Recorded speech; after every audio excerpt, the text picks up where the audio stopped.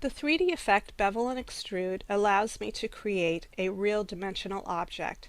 It takes the path of my object and it extrudes it or pushes it back to create dimension. Let me show you how Bevel and Extrude works. I'll just select my square here and come up to the Effect menu, find 3D, Extrude and Bevel. And in my dialog box I'll go ahead and preview it and show all options. The top of my dialog box allows me to rotate my object in 3D space, whether by inputting specific degrees of rotation, selecting from a preset list here, or simply clicking and dragging on this cube which represents my object on the stage. But what gives my object dimension is the extrude depth, which is right down here. If it's set to 0, I simply have a two-dimensional object. As I boost this up, you see I now have a dimensional object. Right now my object is capped. In other words, it has a solid appearance. I can also select no cap and create a hollow looking object. I'm going to go ahead and reapply the cap for a solid appearance and take the extrude depth down a little bit. I'm going to come down here to set my bevel options.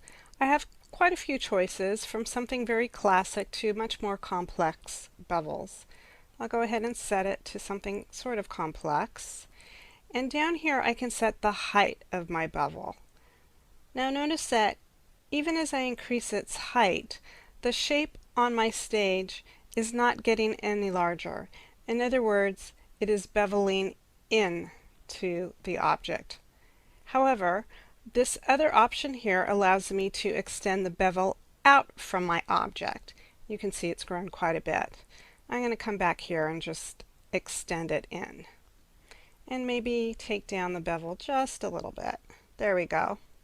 Now when working with a 3D object, the way you can get some really dramatic effects is to edit the lighting. And down here I have quite a few ways to edit that lighting. I have several surface options that I can play with. Right now it's set at plastic, which gives me this rather intense highlight along the edge of the bevel. I can diffuse it a little or make it a little bit softer. I can also apply no shading, which will flatten out the appearance of my object, or I can work in a wireframe mode. I'm going to go ahead and put back that plastic shading, and down here you'll see that I'm able to edit the direction of my light. Every time you have a 3D object, at least one light is already set for you. And you can see here as I click and drag it around how it's affecting the light on my object on the stage.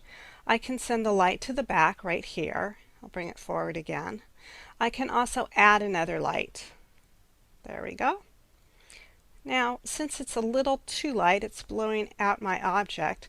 Notice that on the right side, I can come and play with things like the intensity of the light, or how large the highlight is, taking it down, just a little too much there, and a few other things.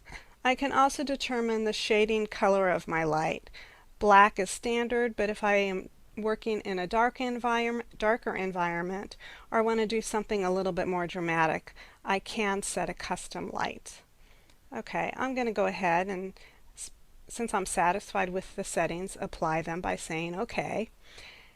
And while I've applied this to what was an extremely simple shape, just a square here, I'll show you that on this much more complex shape, my weather vane, I can apply the same effect without any problems. Using extrude and bevel is really effective on type in creating some dramatic title treatments. So just to show you quickly what that looks like, I'll go ahead and preview it. Let's go ahead and give it a little angle and maybe apply another light here. I'll just go ahead and say OK. When working with type, it is best if you use a more simple typeface. Using something that's extremely decorative or perhaps a script font can lead to some difficulties in the extrusion process. So there you have the 3D effect, bevel and extrude.